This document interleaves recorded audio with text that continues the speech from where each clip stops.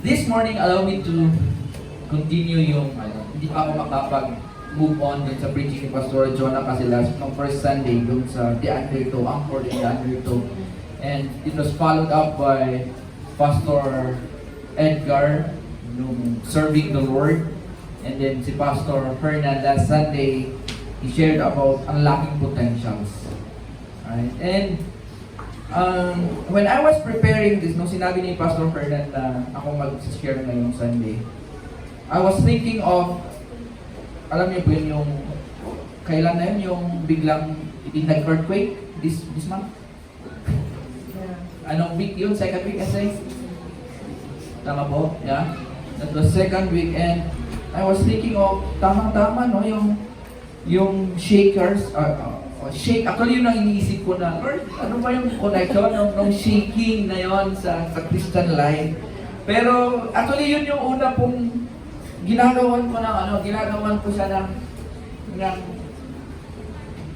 ng summary para may yun ang magiging sharing natin this Sunday. But all of a sudden, iba yung naging pinuntahan ng preparation ko. So before we go to that, have you imagined merong isang kahoy, there's this one particular tree na mas nag-grow siya at mas nagta-thrive siya in the midst of chaos. In the midst of, alam mo, malalakas na alon, malalakas na undertow. Yeah? This kind of tree choose to exist or mas pinapalakas or mas lumalakas siya pag nasa sitwasyon siyang ganon. Pag tatanggalin mo siya doon sa strong current, where the strong current is, mamamatay. Sabi mo, and this kind of tree, hindi lang siya mag-i-exist, hindi siya magsusurvive, I should say, kung mag-isa niya. And this kind of trees, they do not just survive in violent shifting waters, para ma-emphasize yung violent shifting waters, but instead, they thrive in the middle of the current. Nagtra-thrive sila in the middle of anumang sa lakas ng alon. When high tide hits, at saka yung undertow pulls, mas lalo silang lumalakas. Okay? Hindi lang, sabi dito, yung tree lang na to, it's not immovable. But actually, they lock the soil together. So instead na maubos yung soil under them, naglalak yung mga roots nila para dumami or may screen or maurnong jay daga under the roots. Okay? And this Sunday, allow me to continue yung mga preachings, no? And I put the title, Rooted in the Current. Amen. And yung tree po na sinasabi ko na yun is mangrove tree. Oh, yun. Thank you, Kuya Clark, no? Mangrove tree. Na they flourish, they thrive doon sa lakas ng current. Lakas ng alon or high ng alon sa taas at saka yung lakas ng pull doon sa baba. Grabe, no?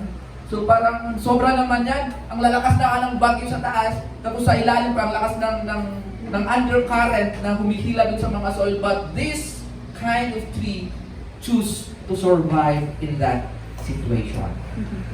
And as a church, mga kapatid, may isa akong nakita dito na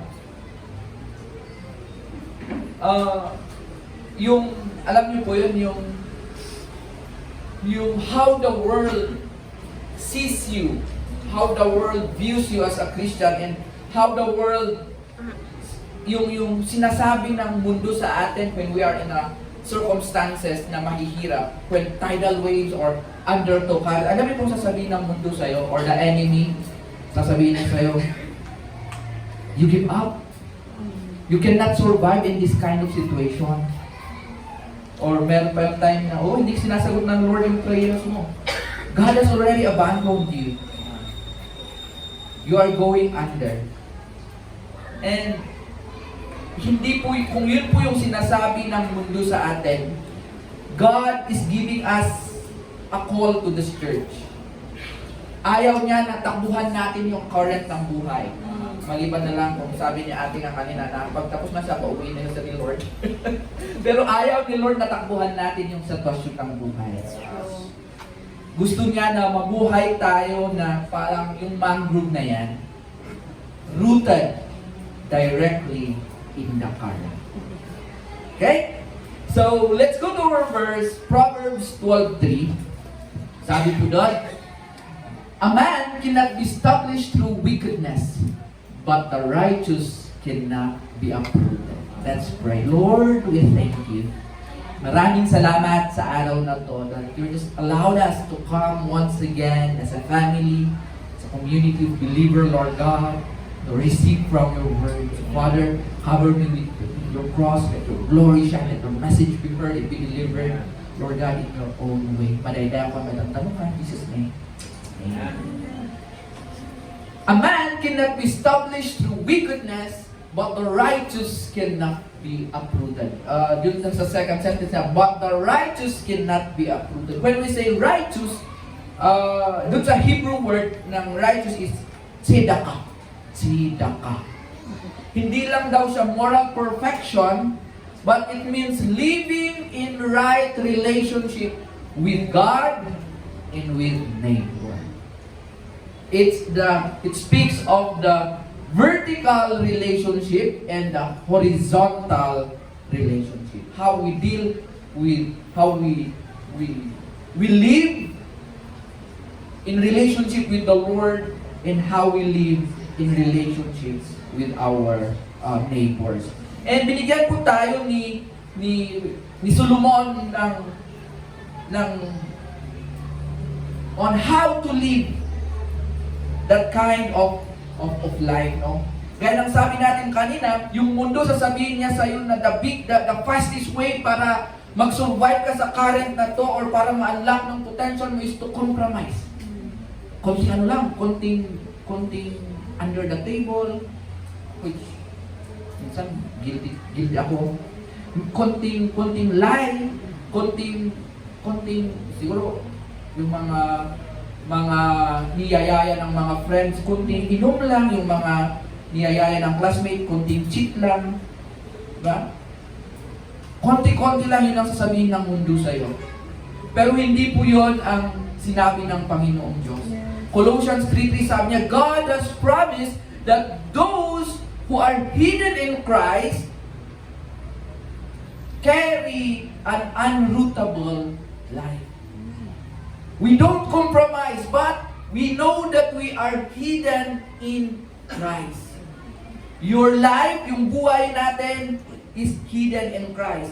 So, kung darating man yung wind, kung darating man yung pag nararamdaman natin yung malalakas na alon ng buhay, yes, may time na ma-shake ka man, mabungun ka basi. But praise God, because His promise, sabi niya, we may be shaken, but you are not forsaken. Tama po? When we say shaken, yung feeling na hindi ka sigurado, yung feeling na confused ka dahil sa mga biglang pangyayari sa buhay. Sudden pain, sudden loss, or biglang humirap yung mga bagay-bagay around you. Or may sitwasyon na hindi mo inaasahan na okay naman lahat, tapos biglang may nangyayari.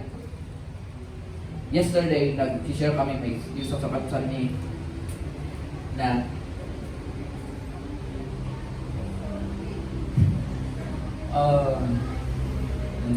is it okay to share? Na dun sa boarding house nila, may nagpakamatay. And alam niyo, sinasabi ni Kuya na because of ang dami niyang unresolved issues, unsettled issues sa buhay niya. Tapos nakita na lang nila na nakaligti sa boarding house nila. Just the other day. Yeah. And you know what? These kind of situations will shake yung foundation natin ng belief natin. It will shake you dun sa pinanghahawakan mo. It will shake dun sa saan ka ba nakatayo. It will shake sa sino ka ba talaga. And once na hindi ka sigurado sa mga bagay-bagay na yun, yes, shaking will come. But 2 Corinthians 4:9 sabi niya, yes, persecution will come, but you are not forsaken. Cast down, but not destroyed. Just like the mangrove, no? Yung mangrove na sinasabi natin kanina, na sana magkaroon tayo ng pananampalataya, just like the mangrove.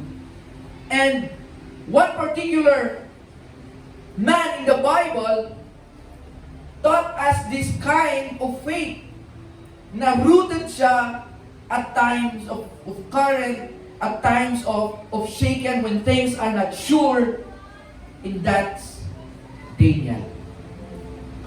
If you hear the name of Daniel, what comes into your mind? Lions. Di ba? Lion's den. That God has protected him in the lion's den. But before the lion's den, bago nangyari yung lion's den na experience na yon, ano pa ba yung nangyari before that? Yun po yung una, no?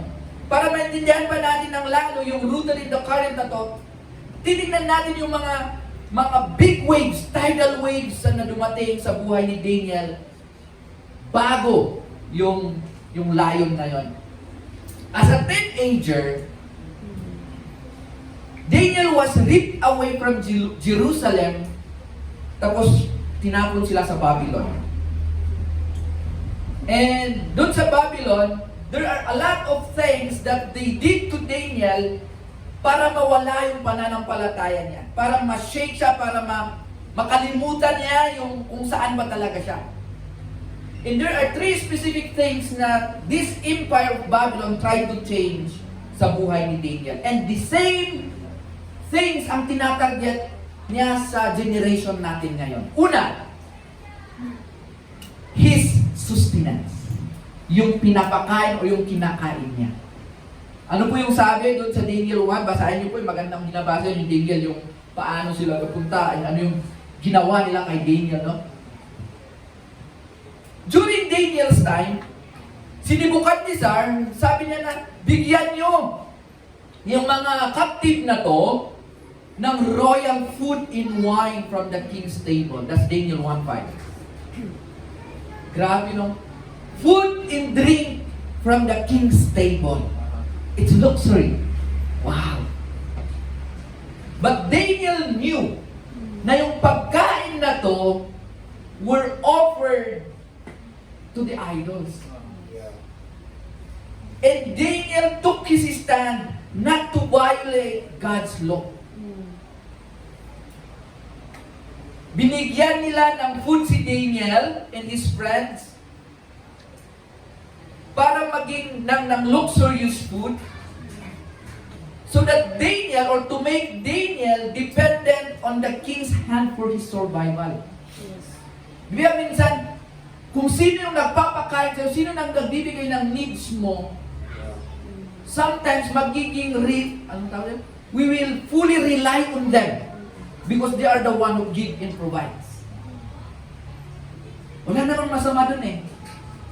Pero ang masama dun, kung saan nang gagaling, o saan naka-offer, o saan in-offer yung binibigay sa'yo. And ngayon pong generation na to, this world tries to control us or to give the same thing, to offer our spiritual appetite by feeding us yung, alam ko, instant gratification. Yeah. That's true. Ito na, mas madali, mas mabilis. Ito na lang. And paano nila ginagawa yon? Through media, controlling your media mindset. We spend a lot of time dun sa, sabi nito, endless doom scrolling. Na-explain yung doom scrolling na sa atin ni Ate Jess. They gave us explicit entertainment na pag iwas na inumpisahan mo, parang bakit ang hirap i-let go? Pag naumpisahan mo yung season 1, bakit inaantay mo yung season 2? 3, 4. Kinukulit mo pa yung author, asaan na yung season 4, asaan na yung season 3. Lalo na ngayon, di ba, yung ano sa YouTube na, dahil ang ano na ng AI stories ngayon. Right? And hindi natin napapansin na hala. Bakit po ako, guilty ako dito. May inaantay akong season 4. Oh, pati ko ba? And sometimes, nakakalimutan natin na, no, if these things consume more of your time, reading your word, spending time with the Lord, come on, may mali na po doon. So media and yung kaisipan natin, the next thing na kinukorrupt doon sa what sustains us, yung sustenance natin is even in our workplace and sa finance. We are pressured na, alam niyo yung hustle culture, yung mabilisan na kultura. Dapat quick fix. Dapat mabilis lahat. And yung security, when it comes to, dapat ganito yung sahod ko, dapat ganito yung trabaho. Wala din pong masama doon. But if we put our trust on that rather than trusting God as our ultimate provider, there's something wrong. It's really wrong when we feast on what culture feeds us, sa media, sa mindset, sa workplace, sa finance, and we're starting to lose appetite doon sa mga bagay-bagay na para sa Panginoong Diyos. And when you lose your appetite for the things of God, there's something wrong. Pangalawa is yung system. So una na undertow doon sa time ni Daniel is yung sustenance. Yung pangalawa is yung sistema. How we think. Paano ka ba nag-iisip? You remember Daniel 1-4, sabi niya, says Daniel, Babylon nag-enroll si Daniel ng 3-year immersion program. Pinag-aral nila si Daniel at sa kanyang mga kasama na ng 3-year course. Okay? At sa course na pinag-aaralan nila yung language, literature, lifestyle, worldview of the Chaldeans. And yung goal ng pagtuturo nila was to re-engineer his moral compass. Yung kaisipan niya. Kung ano ba yung dapat, ano ba yung base ng morality, or try to change yung moral perspective of Daniel. Di ba? Pati pananamit niya, pati gupit niya. Grabe. And and the same things is happening for us today. Today's generation, we are surrounded by secular ideologies na subtle na sinishape nila yung kaisipan natin. Malakas ngayon yung sa social media lang naman po yung hindi, which is but it's true, yung alam niyo po yun, yung sometimes yung LGBTQ entering academics, entering schools. Sa school namin, just last Friday, may nakuha yung registrar namin na survey from grade 6. Ano po yung survey doon? Do you support LGBTQ? Yes or no? And yung batang gumawa nito na grade 6, sabi niya, nung tinanong nung registrar, why are you doing this? Sabi niya. Tapos sabi ng bata, Ma'am, because I researched it in Google. Nakita ko yung nakita ko yung how Google explained yung mga sign and symptoms. And I fall under it, bisexual daw. That's grade 6. And feeling natin okay. And sasabihin ng mga tao, no, respect their decision. Respect kung ano yung gusto nila. Walang problema sa respect. Ang nagkakaproblema lang tayo, binabago natin yung standard.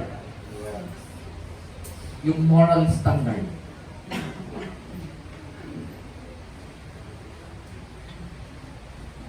And hindi lang po yun, no? Binabago din niya yung education and professional pressures, even the biblical ethics on marriage, biblical ethics on integrity, yung sanctity of life, para lang, alam niyo yun, para lang ma-avoid yung sasabihin ng tao sa inyo na, oh, outdated ka kasi. Oh, panahon mo dahil ta, hindi. That's your time. But you know, God's Word, hindi po nagbabago kung ano po yung moral standard during creation, yun po yun hanggang ngayon. Amen. Kasi nakikita po natin, once na binago natin, maraming hindi magandang bagay ang nangyayari. And so yung pangatlo po na binabago ng Babylon kay Daniel and his friend is his status. Who you belong to. Kanino ka ba whom you belong?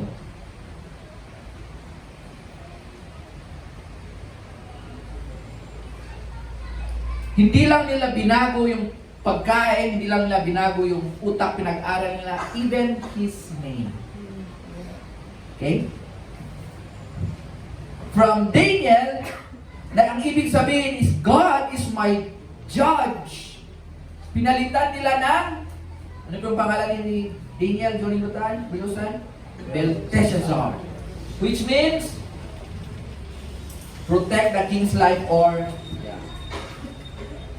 yung serve, parang servant of the idol.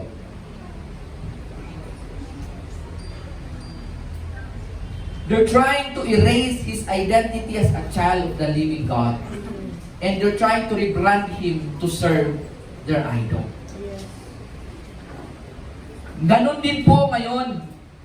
These are the undertows na ginagawa ng mundo sa atin na hindi natin napapansin. The world will try to attach your identity dun sa external validation. Sa title mo, sa profession mo. Wala pong masama with those things. Na makapag-aral tayo, maka-masters, maka-doctorate tayo, maging lawyer, maging doctors. There's nothing wrong with those things. But if those things is leading us away from God already, then there's something wrong. Paano ba nila ginagawa to? Of course, balikan natin yung sa social media identity. Sikat ka kung marami kang followers. Sikat ka kung marami kang likes. Diba? Okay ka kung meron kang job title. They will respect you if you have, political affiliations or people whom you know. Kasi kung wala kang silbi. That's how the world label people of today. And yun yung naranasan ni Daniel during those times. And alam niyo po, hindi lang sa time ni Daniel nangyari to. Because when I was reading yung theme verse natin, sabi ko, bakit kailangan sabihin ni Paul sa Corinthians, ano yung verse natin sa 15:58? Be steadfast and immovable. Bakit kailangan sabihin ni Paul yun? Bakit hindi niya bakit okay lang naman na sabihin ni Daniel na, ni Paul na, okay na, continue with your life. Just be generous. Just, adalan nyo lang, itiagyaman, just overflow with thanksgiving. Pero bakit before that, sinabi niya, basahin natin yung Kuya Crab, 1 Corinthians 15:15, yung verse natin. Because the same thing happened dun sa book of Daniel, the same struggle, the same situation, ang ginagawa ng mga Corinthians during those times. Bakit sabi niya, bakit kailangan sabihin Kasi ni Paul na stand firm and let nothing move you. Why? Pwede naman sabihin niya na always give yourself fully to the work of the Lord because you know that the Lord, that your labor in the Lord is not in vain. Nag-try to rin bakit kailangan sabihin niya na stand firm, let nothing move you. Because during those times, dun sa Corinth was surrounded by big pagan philosophy, just like sa time ni Daniel. Intellectual peer pressure, moral compromise are there, and they're trying to drift. At hindi lang sila nagdi-drift away, but they're beginning or they're trying to deny yung resurrection of Jesus Christ. Ay, walang resurrection, hindi totoo yung resurrection. And alam niyo po, once we lose or once our roots, yung foundation natin lose grip dun sa future resurrection, yung present natin, we are easily swept away. Mas madali tayong maswept, madala sa agos, kung shaken or kung loose yung pinanghahawakan natin na future resurrection. Yung faith natin is not just anchored for today and tomorrow. Sana hindi. Sana yung faith natin is anchored doon sa pupuntahan natin. Because once our heart is anchored to where we are going, then we know that our future or our present life will be more stronger and will be more firm. Just like the ancient Babylon dun sa time ni Daniel at dun sa first century Corinth, at saka sa mundong ito na ginagalawan natin ngayon, yung undertone na feeling natin maliliit lang. Parang, okay lang, mag-yield ka lang konti doon sa gusto ng mundo. Okay lang, uminom ka lang konti doon sa kultura ng mundo. Isipin mo lang ano yung pag-iisip ng mundo. That you need to rebrand yourself to fit in doon sa mundo ito. Yun yung sinasabi ng mundo during the time of Daniel and during the time of First Corinthian Church, and yun ang sinasabi niya ngayon sa atin. But going back, Daniel refused. Grabe no? Daniel refused.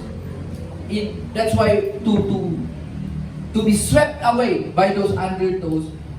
And yun din ang ni-remind ni Paul sa Corinthian churches.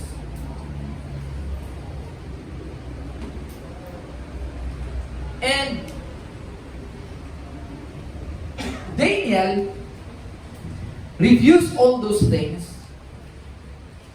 But instead he decided to go deeper or to sink his roots deeper, I should say, into God. And when we try to go back nung kanina, doon sa mangrove na sample natin, may mga bagay-bagay that tries to shake the mangrove. Just like yung hinaharap ng mangroves na yan, no? And we'll go back to Daniel later on. I just want to move our attention sa mangroves na yan. Na may mga bagay-bagay that comes into our life, just like sa life ni Daniel, that tries to shake our foundation. That tries to threaten us to detach ourselves from the roots. And para maramdaman mo na, kawawa ako, mag-iisa lang ako, forsaken na ako. And we have to see these things. I just wrote here the shakers. Una is shaker of circumstance. Ito yung mga bagay-bagay na bigla na lang dumarating sa buhay. Ito yung bigla-bigla na hindi mo na bang pinaghandaan. Diba? May bagyo, bigla na lang dumating, no? Buti na lang may pag-asa na nagsasabi na, may parating na bagyo. But more than that, halimbawa po, bigla na lang may nagkasakit. Sudden medical diagnosis, unexpected na financial constraint, painful family crisis. And when these circumstances suddenly come, ito nga yung ginagatungan ng kaaway. Oh, sabi ko na sa'yo, the Lord is not near.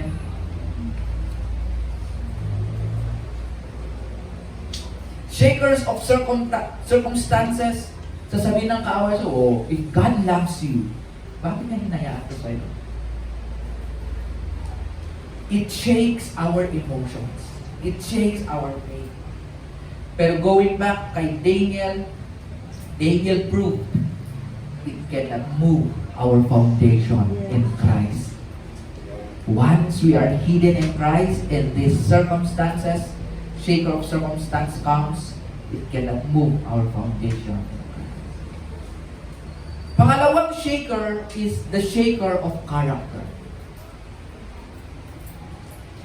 Character po to, yung sinasabi natin is yung the friends, corrupting influence. Kaya sabi, be careful kung you're with, because they will try to corrupt your character. Toxic relationships, manipulative personalities, corrupted influences. Kaya sabi po ni Paul sa 1 Corinthians 15:33, do not be misled. Bad company corrupts good character. Sa buhay po ni Daniel, nakita natin na yung, alam niyo yung mga jealous na kasama niya sa satraps, tried to engineer or to make him yung babagsak po siya. So let's be careful. Wrong characters constantly push us to loosen our grip dun sa katotohanan or to grip on God's truth. So, circumstance, characters from our friends, and lastly is ito naman sa inside natin, the shaker of integrity. Alam niyo po yun, yung pressure to compromise. These temptations are minsan, these were the so subtle and so quiet na temptation sa buhay natin. Ito yung sinasabi ko po kanina na okay lang yan, konti lang naman. O ginagawa naman ng iba, nag-cheat naman sila, kaya sila pumapasa, so okay lang yan. Small, quiet little things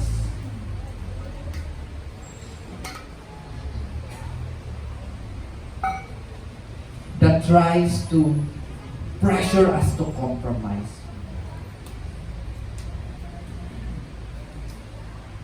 But let's be reminded that true strength is standing righteous even when the current is at its peak.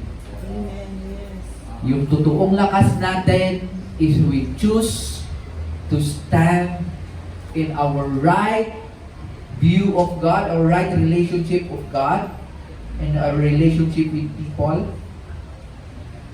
or our neighbor, even when the current is at its peak.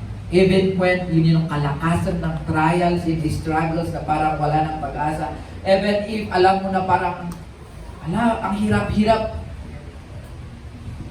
Let's choose to stand righteous. So yun po yung mga shakers. So una, nakita natin yung the undertow. The undertow yung nasa ilalim. Shakers yung nasa taas. Nasusundan niyo po? So, undertow sa ilalim, shaker sa taas. Kawawa naman yung mangrove tree, no? Naatak na nga siya sa ilalim, naatak pa siya sa taas. But let's try to see, paano ba dapat ito yung ano ni Pastor Jonah, yung title niya, The Anchor.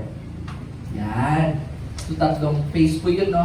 The undertow, the shakers, but this is where we're supposed to do, no? Paano nag-survive si Daniel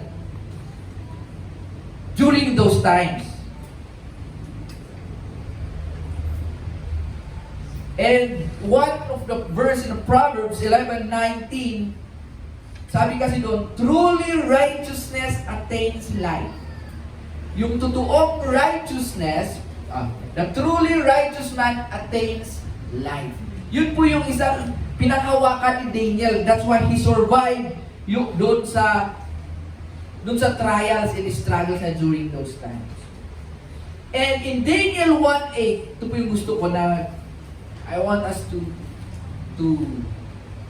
read it all po yan. Daniel 1:8. Let's all read. But Daniel, go. But Daniel resolved not to defile himself with the royal food and wine, and he asked the chief official permission not to defile himself this way. Ano po yung naging anchor ni Daniel? Daniel resolved not to defile himself. Yun po yung pinanghawakan niya. Going back, because we all knew na yung before Daniel was taken from Jerusalem, alam po natin that during those times, children were taught, tinuturuan yung mga bata at young age. Tinuturuan ng mga bata dun sa 5 laws of Moses, 5 books.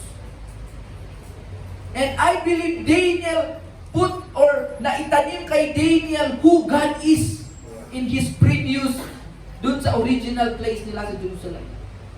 That's why Daniel resolved not to defile himself. Yun po yung naging anchor niya. Daniel refused to compromise. Daniel refused to sabi niya, uy, pagkain masarap yan from the royal kitchen. Uy, pinag-aral ako ng 3 years dito sa best school sa Babylon. But still, he resolved himself, no, I will not. I will not compromise.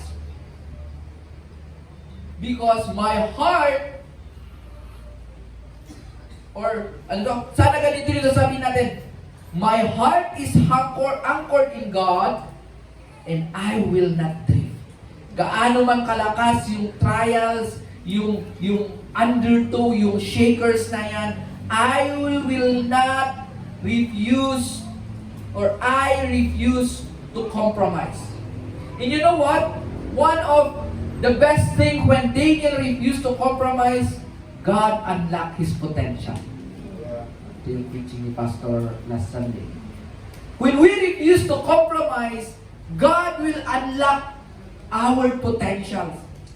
Yung potential na nilagay niya sa atin.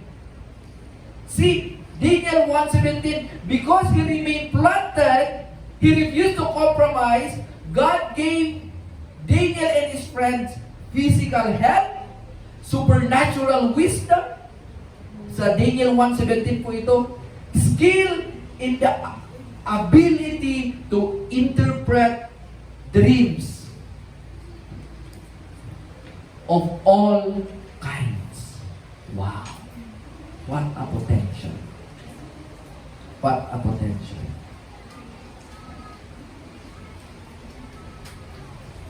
Righteousness, or living right with God, refusing to compromise in living right with God, it filters out yung alam niyo po yung toxin na binibigay ng mundo sa atin. Once you know you're in right standing, righteousness filters out the toxins of the culture, so God can release His wisdom into our life. Just like Daniel. Si Daniel, he became 10 times better than all the wise men in Babylon. Why? Because his roots drew from heavenly source. So, the undertow, the shakers, the anchor. So ano ngayon sa atin? Yes, that's the buhay ni Daniel yan. Buhay niya yan eh. Buhay ng mga Corinthian churches yan, Corinthian people. Let's try to go to our, recap ng mga preachings nung previously, no? Mas lalo na nung Pastor Hernan, ginawa niyang series yung verse natin or yung theme natin. Paano gano'n natin makukultivate yung mangrove life na faith or stability? Mahirap kaya? Hindi po siya madali. In yung verse natin, Paul commanded us to be steadfast, immovable, always abounding in the work of the Lord. In paano ito natin itong makikita sa buhay ni Daniel before? I just try to compare yung verse natin dun sa buhay ni Daniel, no? And paano po natin to makikita? When we try to go to Colossians 2:6 and 7, ito po yung blueprint na parang nakita ko sa on how to be steadfast, how to not steadfast, immovable, and always abounding in the work of the Lord. Colossians 2:6-7 sabi niya, so then, just as you receive Christ, para sa atin po itong mananampalataya, mga kapatid, as you receive Christ Jesus as Lord, continue to live in Him, rooted and built up in Him, strengthened in the faith as you were taught, and overflowing with thankfulness. Rooted. So una, ito po yung strategy para maging maging just like the mangrove. Get rooted. Ito po yung hidden na anchor natin. Ito po yung hindi nakikita. Ito po yung private life mo, kapatid. Yung mangrove tree, yung mangrove tree, hindi mo, you have to go under the water bago makita yung roots. Okay? And mangrove roots grow deep beneath the mud bago yung storm comes and hit them. And yun yung ginawa ni Daniel. Daniel 1:8, bago ginawa ni Nebuchadnezzar na palitan yung sistema niya, alam ni Daniel sa 1:8 that he purposed in his heart that he will not defile himself. Mga kapatid, if the world tries to, change our perspective, our moral compass, we have that to be prepared and we have to be rooted kasi the Bible says the world, yung mundo na ginagalawan natin is pasama siya ng pasama. We had this GSP training last 2 Saturdays. And then last Saturday, nung nag-gather yung mga kasamang teachers, yung from public school, sabi nila na, grabe yung mga estudyante natin ngayon. Nung nangyari yung incident sa Tacloban, parang it gives, ano bang tawag doon? Parang inapuyan niya yung kaisipan ng mga kabataan ngayon na, okay lang palang gawin yun. So, imbes na may stop yung ganong pangyayari, biglang dumami yung nahuhulihan ng kutsilyo, biglang dumami yung cause ng bullying inside the school, biglang dumami, and alam niyo po yung reason nila, kasi alam namin na hindi kami makukulong. That's why, before, sa mga anak natin, mga kabataan nandito, before we go to the world that tries to change us, we have to be built up. We have to deepen our roots.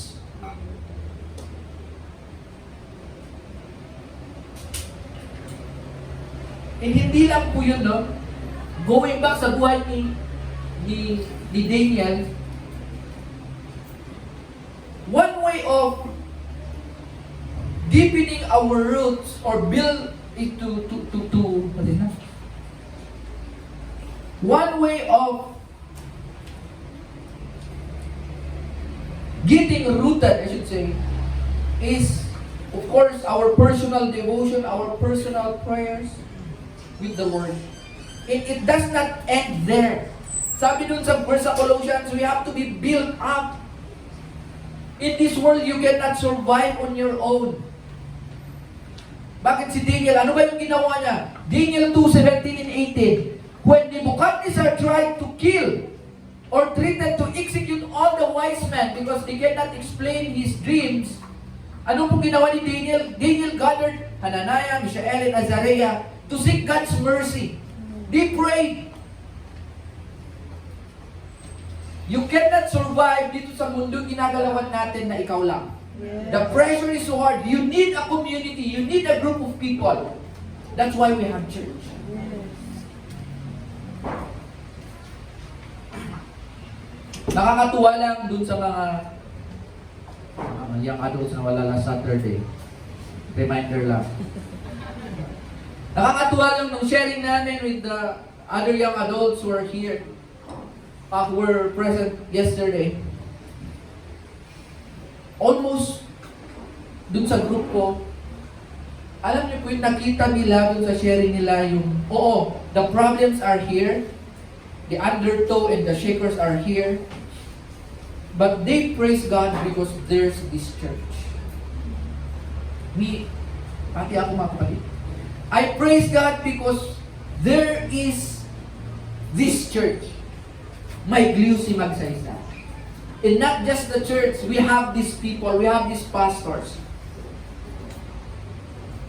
Sabi nila, buti na lang we have church wherein we feel belong. We have this church na they listen. We have these leaders and pastors who showed care. And that's what we need. Let's have to build up our connection. Yeah. A connection in a community that cares. Okay? So, be rooted, be built up, stay strengthened. Okay? Stay strengthened is ito yung ano. When King Darius, pinagbawalan niya yung prayer, ano yung ginawa ni Daniel? He opened his windows toward Jerusalem and prayed 3 times a day. Yung private life ni Daniel, it filtered yung toxicity dun sa Babylon. He kept his spirit unshakable. Ito po yung more than sa being rooted. Yes, you have your personal devotions and prayer.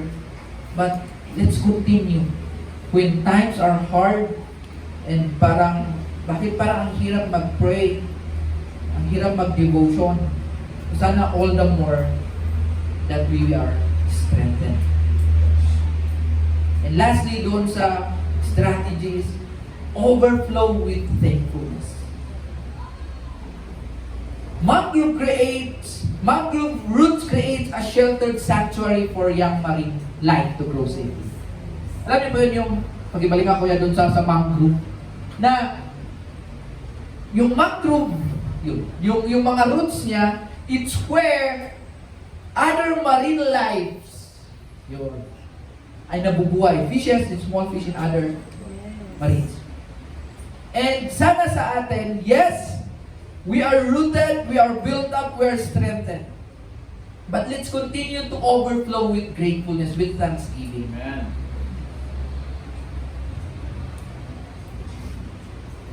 And yun po yung nakita natin sa buhay ni Daniel. Whenever God granted Daniel wisdom, he responded with gratitude and used his promotion to elevate his brothers and protect them. Sana sa atin din, every time that we have this time that God will promote you, God will enable us to do something, sana hindi lang para sa iyo. Let's overflow with thankfulness, and nakikita po yun as we make ourselves available to others, your resources available to others, the words of wisdom that you have available for others, your words of encouragement available for others. Those are other things to show our thankfulness. Pero sa totoo lang, parang ang dali, pero mahirap pong gawin.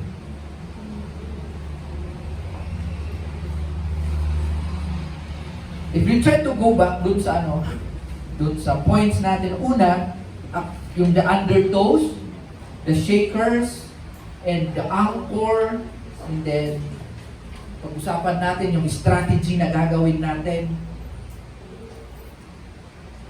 Okay na po ba yun?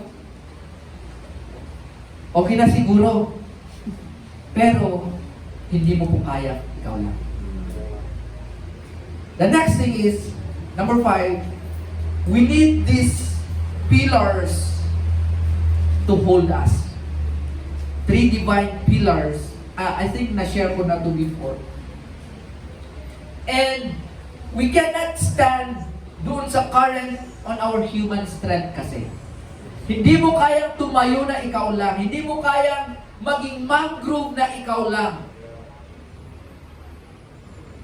Mangrove doesn't withstand typhoon dahil gusto lang niya to stay up straight. Hindi po.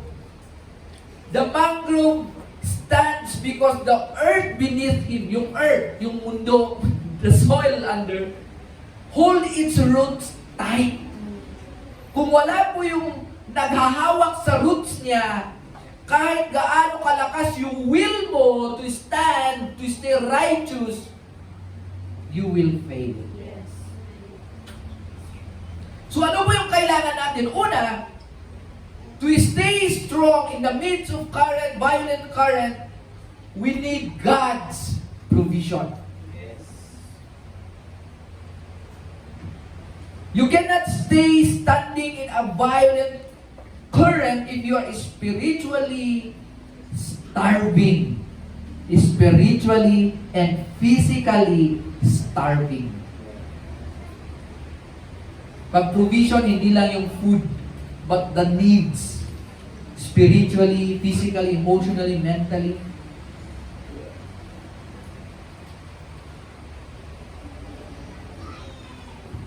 And makikita natin yun when Daniel refused the king's defiled food. Sabi niya, bigyan niyo lang kami ng gulay at tubig. After 10 days, Daniel looked healthier than those who ate royal diet or royal food. So God had provided supernatural strength and supernatural intellect or knowledge, making them 10 times wiser than the secular, yung magagaling secular, yung that's Daniel wants it. Alam niyo po, the same thing that happened to Daniel, it's the same promise for you and for me. Yes. When we choose not to compromise, when we choose integrity, when we choose na piliin na mabuhay ng tama, despite of the lackings na nakikita natin, God takes full responsibility for your supply. Amen. Pag napapakinggan ko natin yung mga testimonies upon testimonies, sa Wednesday prayer meeting, may marami po nag-testify doon, so please do come during Wednesdays. Kasi pag Sundays, kulang yung time. Lagi natin naririnig na yung word ba na God has provided, God has given it, God miraculously provided the things that we need. And lagi natin kiniklaim yung, alam niyo yung salita ng Panginoon or even David na sabi na, mula nung bata ako, hanggang paglaki ko, wala po akong nakitang nagutom na nag-serve sa Panginoon. And that's God's provision. Philippians 4:19, God will meet all your needs according to His glorious riches in Christ Jesus. So in order to survive the current, in order to survive yung undertow, in order to survive yung shakers na to, we need God's provision. In more than God's provision, one of the things that we need as well is God's protection. God provides and God protects. When the current will crush us, sa lahat ng side. Hindi po hinahayaan ng Panginoon. Sabi kasi dito, every wave must pass through the hands of the sovereign God before it ever reaches you. Thank you, Lord. Bago dumating yung malaking tidal wave, dumaan na yan sa kamay ng Panginoong Diyos. So, ibig sabihin ba, hinayaan niya? Ano? Yeah, maybe. But more than sa paghinayaan niya is God's protection was already there for you.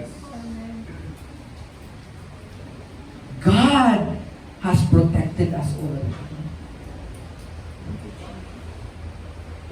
Daniel 6, ito yung when Daniel was thrown into the den of the hungry lions den.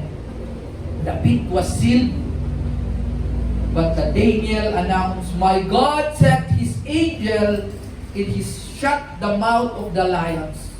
They have not heard."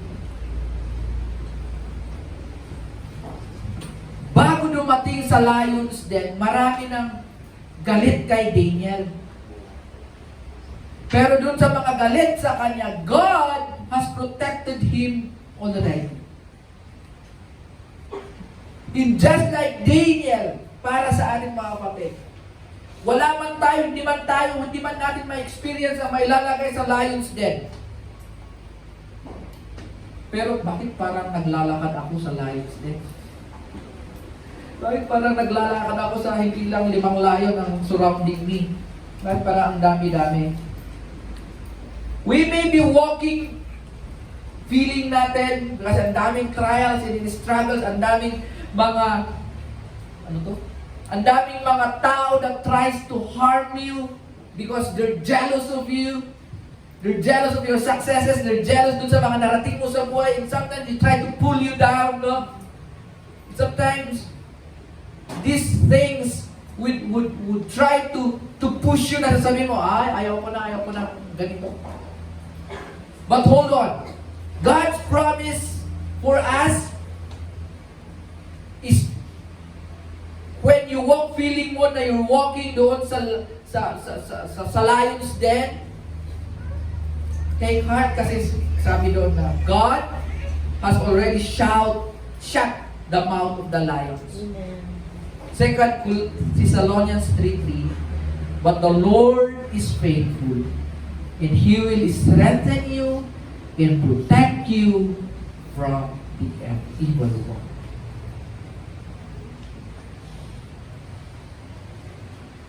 So God provides, God protects, and God give us the power to stay. Yung grit na sinasabi po natin. Alam niyo po, standing true, si Daniel, no? Standing true to yourself in a day is easy. Madali lang. Madali lang na to compromise, madali lang na hindi, But staying rooted over 6 decades, 60 years, more than 60 years. Doon sa environment na bago sa'yo, environment that tries to suppress you, environment that tries to change you, environment that tries to, alam niyo yun, baguhin nila yung sistema mo, baguhin nila yung mga bagay-bagay, lahat para sa'yo. They're trying to change, and that's yun po yung ginagawa ng mundo sa atin. It's trying to change our perspective. But God has given us this power to stay. Stay true to Himself, stay true to His promise. And going back sa life ng Daniel, paano niya ginawa yun sa lifetime niya na hindi siya nabu-burn out? Alam niyo po yung secret niya, Daniel 6:10. 3 times a day, he got down on his knees and prayed, giving thanks to God just as he had done before. The power to stay in public come from his commitment to kneel in private. Gusto ko yun. His power to stay in public come from his commitment to kneel in private. Ilan pang kings ang napagsilbihan ni Daniel in his lifetime?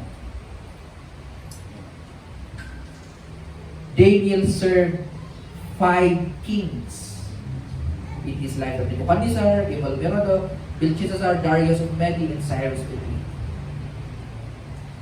And yung promise po para sa atin, mga kapatid, when our flesh, yung flesh na to, and yung mundo tries to tell you to give up or to lower your standard, okay lang yan, ibaba mo yung standard mo.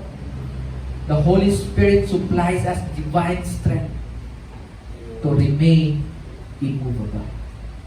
Colossians 1:11, may you be strengthened with all power according to His glorious might, so that you may have great endurance and patience. So pag titingnan po natin, mga kapatid, pag titingnan po natin yung buhay ni Daniel, he began a vulnerable young captive na dinala sa Babylon, no? But because he was rooted in the current, in the midst of trials and struggles, sabi ko kanina, he outlasted empires. Babylonian fell, yung Medo-Persia, he rose, kings were crowned, and they died, and they were buried. Yet Daniel remained standing because the root of the righteous cannot be uprooted. Amen. And alam niyo po sa ating mga anak ng Diyos, God has not called us to retreat or to move away from the world or magtago because of fear of the current. God has planted you in your workplace, in your family, in your school, in this city, para maging spiritual mangrove tree. Let our roots sink deep into Christ as we hold, as He will hold us firm. And let our life filter yung toxin ng culture. Let your faithfulness will protect the next generation from getting swept away. Hindi lang para sa'yo, but even for the next generation. We may feel the current, the big waves, we may feel the tide. But in Christ, let's hold on to this. You are rooted. You are established, and you are unshaken. So even as we go into this world this week, as we start tomorrow once again later on, let's stand firm in the waters. When pressure of life pull your feet, remember that you are rooted in the rock of ages. Be steadfast, be immovable, abound in His work as God will unlock the divine potential in us, in you, and let us watch His righteousness anchored in our life forever. Gaya po ng mangrove tree. May we all stand as we end this Sunday, as we end this God's word for us.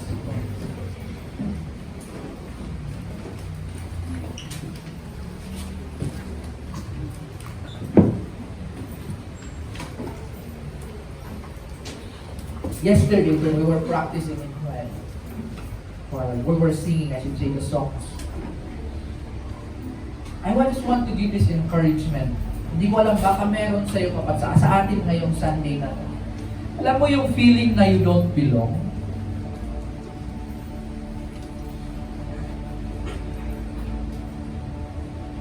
Alam niyo yung feeling, kung meron man sa atin ngayon yung feeling mo na you're not good enough. You're more than, alam niyo yung, ano ba sabihin?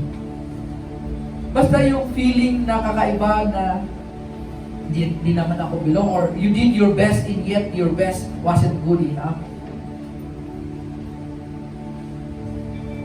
I want to remind you, kapatid, that this church, and even as church, sana maging mangrove tree tayo na connected tayo sa isa't isa. Alam mo yun, yung sana maramdaman natin yung burden ng bawat isa na, and we try to be the source of the strength ng kapatid na yan. So I'm talking specifically, kung meron ka man dito kapatid na feeling mo, you don't belong na. And for the church as a whole, na pag nakikita natin yung kapatid natin that who is in need, we will be like this man group na yung connected tayo sa isa't isa, that gives words of encouragement, that we share yung salita ng Panginoong Diyos, that we encourage them.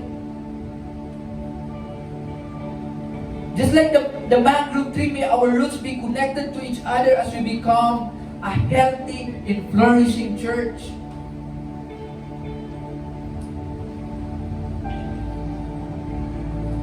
Kapatid, if you're looking for a place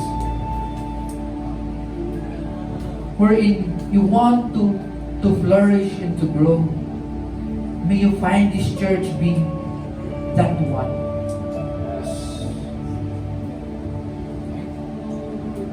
Nakuha lang Pastor John, sabi niya, when we ended the worship, you put your hand sa shoulder ng katabi mo.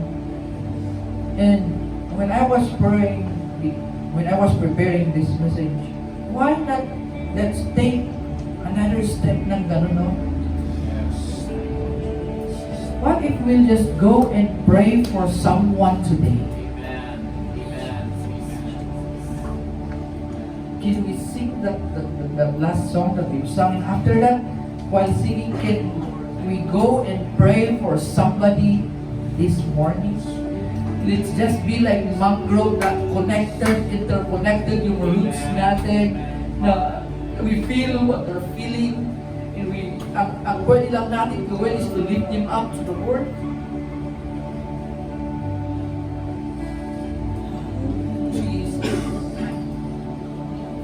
Let's sing the song that we sung.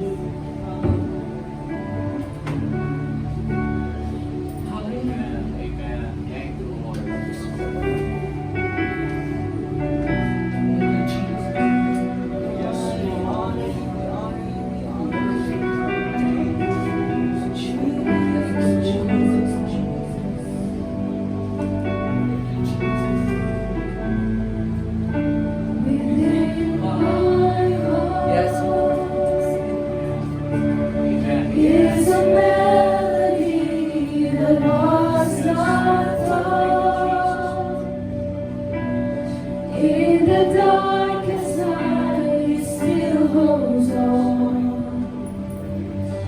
The anthem of my God within my heart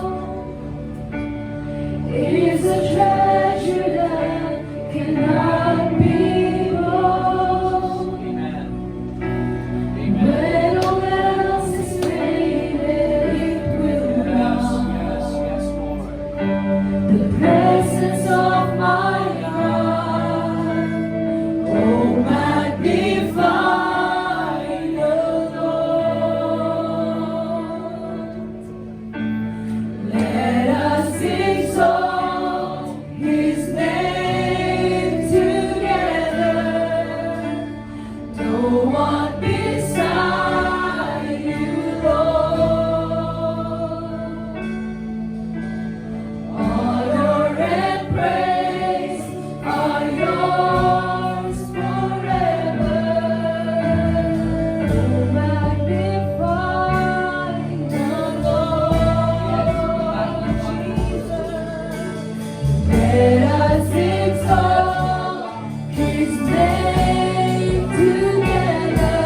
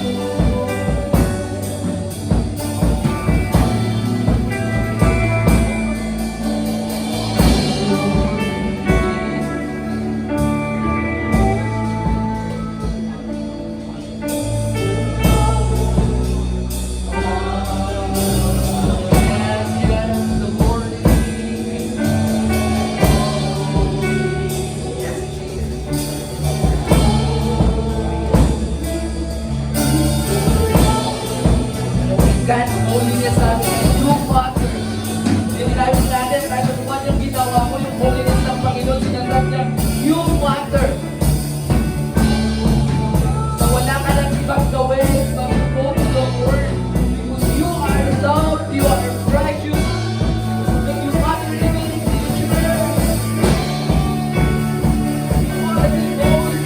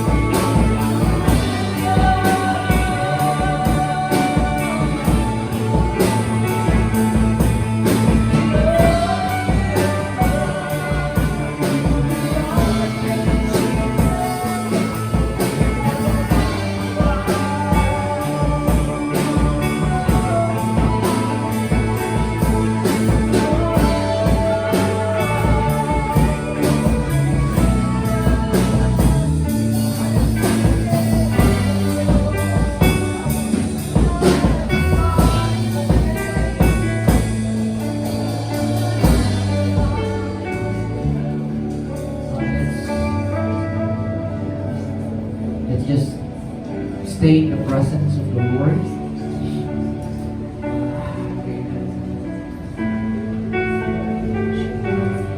Okay. Let's be quiet before the Lord. And Lord, sige na po, mangusap ka po sa amin tonight, today. The Spirit, you speak into our hearts this very morning from your word.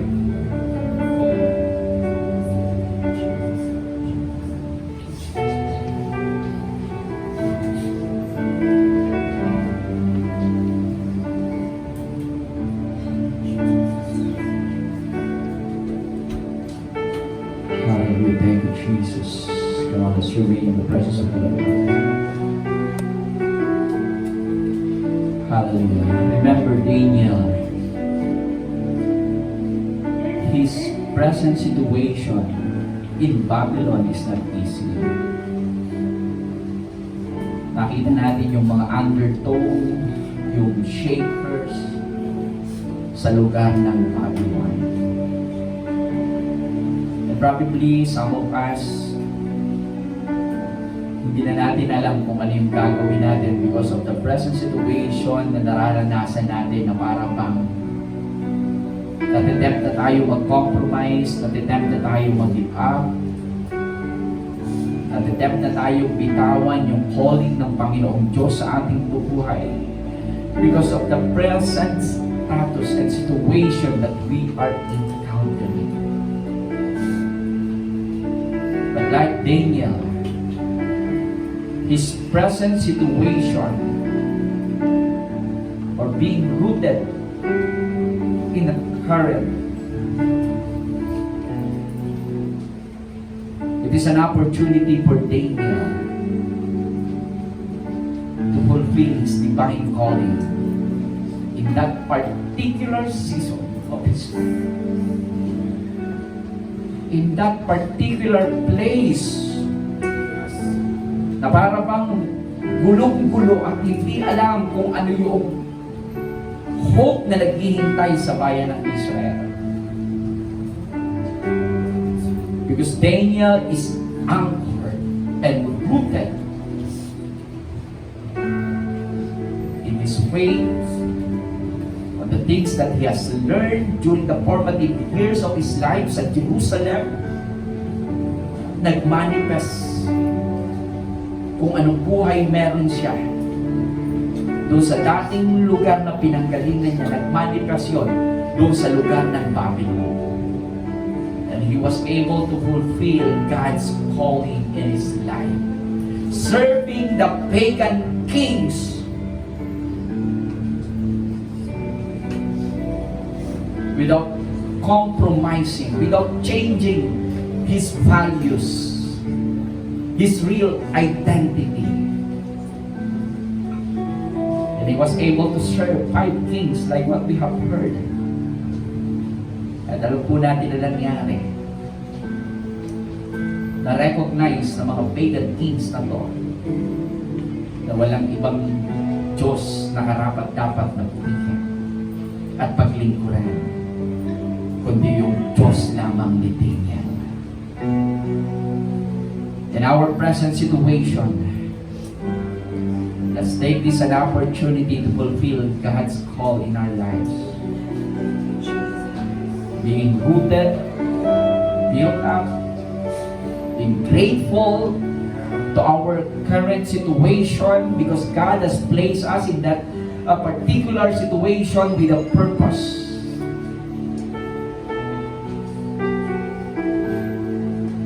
And you know the pillars. It is God's grace and favor as He has promised that everything that we need, the provision, the protection, ipagkakaloob po ng Panginoon Diyos yan. Amen. Hindi ko man alam, hindi namin alam kung ano yung sitwasyon natin sa kasalukuyan. But don't be afraid because of the things that you have learned from God's Word, because of your consistency, because you are surrounded with people, godly people, a community that help us grow in our spiritual life. Naniniwala pa ako na anumang sitwasyon, anumang season ng buhay natin ngayon, mas magiging makabuluhan yung buhay po natin like Daniel. Hallelujah. Come on, can we raise our hands and let us express our thanksgiving to God for what we have heard today, for the blessings that we have received today. Pwede ba natin pasalamatan ng Panginoon? Hallelujah. Thank you, Jesus. Thank you, Lord. You are great, Father. You are worthy to be praised, O God. Marami pong salamat, Panginoon, dahil sa araw po na ito, na ipaunawa po sa amin na sa kabila ng mga undertow, mga shakers, na pwedeng maging dahilan para kami ay tangayin ng maling sistema sa trabaho, sa pamilya, o sa mundong ito na ginagalawan po namin. Lord, nagpapasalamat po kami. Dahil ang mga salita mo ay napaka-generous, Panginoon, para kami, O Lord, ay i-guide sa lahat ng dapat po namin maunawaan, maintindihan, at dapat po namin gawin sa buhay po na ito. Marami pong salamat dahil hindi ka po nagkulang. Narito po kami, Panginoon, hindi dahil isang aksidente, kundi, Lord, dinala mo kami, Panginoon, sa lugar na to upang mapakinggan ang iyong mga salita. At naniniwala po kami, Panginoon, paglabas po namin sa bahay-sambahan po na ito, ang mga salita mo na aming napakinggan ay maitatanim sa aming puso at isipan at makikita po, Panginoon, sa pang-araw-araw namin pamumuhay, pagharap po namin sa aming trabaho, pagharap po namin sa school, sa aming pamilya, o saan man kami naroon, Panginoon, hayaan mo, Lord, ang mga salita mo na ito ay mag-manifest sa attitude po namin, sa action po namin, sa decision na ginagawa po namin sa buhay. Hindi po nakadepende sa anumang sitwasyon, hindi nakadepende sa maling sistema ng mundong ginagalawan po namin, kundi nakadepende ito, Panginoon, sa iyong grace, sa iyong pagmamahal, sa iyong kabutihan na hindi nagbabago noong, ngayon at magpakailanman. Hallelujah. Thank you, Jesus. Thank you, Lord.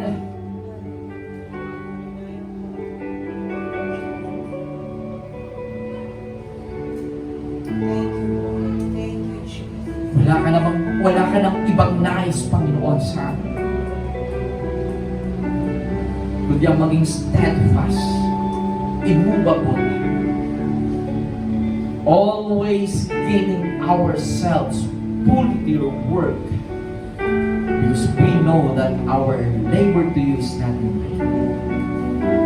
And thank you so much for the privilege of serving you and being an instrument of blessing and encouragement saan man kami naroon. Anumang panahon, anumang sitwasyon ang aming pinagdadaanan. Lord, anumang pangangailangan ng bawat isa sa amin na narito ngayong umaga, I thank you for your continual favor and guidance, protection. Lord, I pray even healing to those who are sick in the name of Jesus. We pray for your continual provision.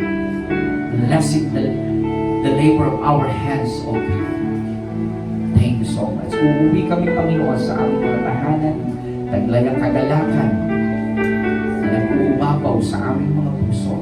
Yan ay dahil sa inyong presensya at sa mga salita mo na aming napakinggan ngayong araw po na ito.